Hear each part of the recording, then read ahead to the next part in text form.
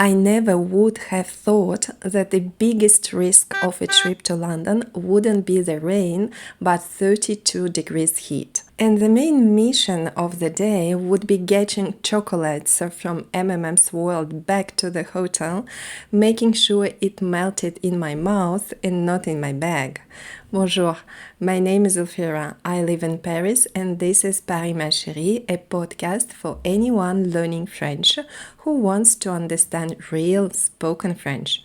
Today we are continuing my London story. If you haven't listened to the first part about James Bond yet, start there. The link will be on the screen or in the description. And every week you'll find a detailed breakdown of the podcast episodes in the Entre les Lignes Between the Lines Club. The link along with the free trial episode of the club is in the description. The club is already available in Russian and I'm currently working on an English version. And now let's get into our very hot London story.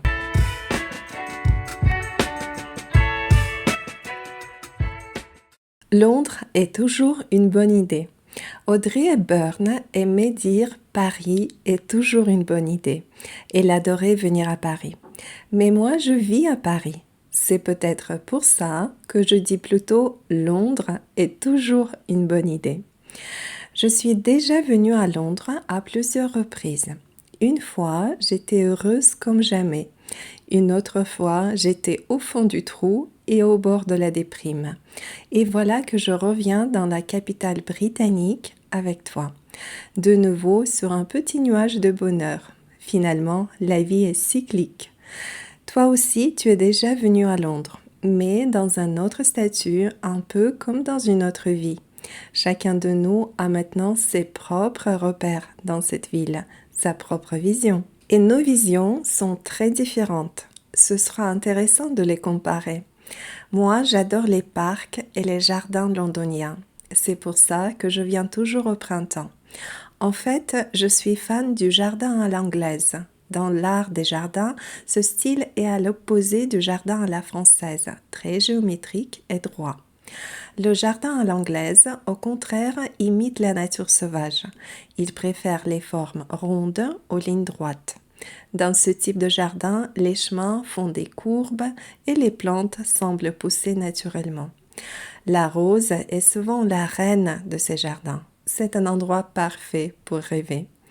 Mon parc préféré à Londres est Holland Park, surtout son orangerie. Ce pavillon est élégant, léger, lumineux et entouré de sculptures et de végétation. C'est un lieu idéal pour organiser une belle cérémonie. Ce n'est pas un hasard si un célèbre chef britannique s'y est marié, mais il a divorcé depuis. Donc, une belle cérémonie ne garantit pas toujours la durée de vie du couple. Cette fois-ci, avant de venir à Londres, j'ai repéré un festival floral qui a lieu fin mai. Belgravia in Bloom. C'est un quartier de Londres où pendant quelques jours on installe des décorations florales directement dans la rue. Cela crée un charme fou. Des ruelles fleuries, des maisons typiquement anglaises, avec des façades blanches, de petites entrées, avec quelques marches, des portes colorées et des grilles en fer forgé. Tu as bien aimé mon Londres en fleurs, la balade dans les rues de Belgravia, le lèche-vitrine devant les boutiques tellement mignonnes qu'on aurait envie de tout acheter et une glace par cette chaleur presque estivale. Ton dernier séjour à Londres, toi, c'était avec les enfants. Tu as tout fait pour les divertir. Alors, tu me montres les 2 boutiques qui t'ont marqué. La première, c'est le Lego Store. J'avais déjà vu les statues faites avec des pièces de Lego à Paris, mais jamais autant au même endroit. Il y avait la voiture de James Bond en taille réelle, un garde de Sa Majesté en costume traditionnel, un policier britannique, une tortue ninja, Mario Bros, les personnages de Harry Potter et aussi des références au football comme la statue de Lionel Messi, une vraie légende du foot. Je ne comprends toujours pas comment j'ai réussi à sortir du Lego Store sans rien acheter. Mais je me suis promis d'y revenir avec ma fille. Et je me suis aussi promis de l'emmener à Legoland dans la foulée, pas très loin de Londres, comme tu me l'as très justement conseillé. La deuxième boutique qui t'avait impressionné lors de ton précédent séjour à Londres, c'était M&M's World. Elle se trouve presque en face du Lego Store. Donc, évidemment, on y va. Dans la vitrine, les 4 personnages chocolatés de M&M's traversent un passage piéton. C'est drôle, c'est une belle référence au célèbre Quatuor musical. À l'intérieur, c'est la folie M&M's. Des mags, des t-shirts, des thermos, des affiches avec toute la famille M&M's en pleine forme.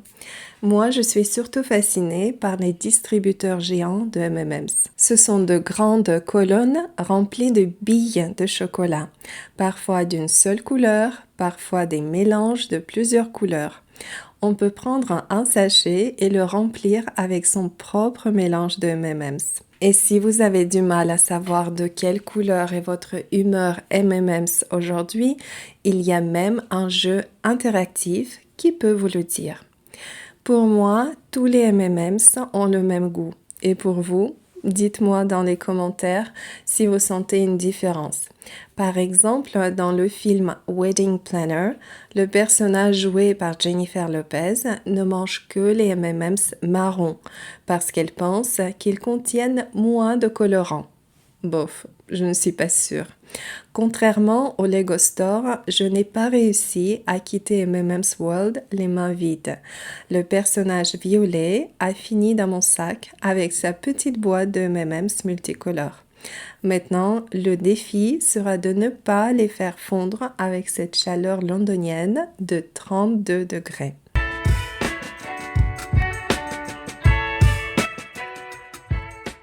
So, what did you think of my London full of flowers, Lego and chocolate M&Ms? Tell me in the comments whether this episode was easy to follow in French. The podcast is designed for levels A2 to B1, and in the Entre les lignes between the lines club, we'll take a closer look at this episode. Useful expressions, cultural references, and all those little things they don't teach you in textbooks. If you don't just want to listen to French but truly hear it, join us via the link in the description. You'll also find a free trial episode of the club there, so you can see how it can help you with your French. The club is already available in Russian and I'm preparing an English version as well. See you in the next week on the waves of Paris Ma Chérie podcast.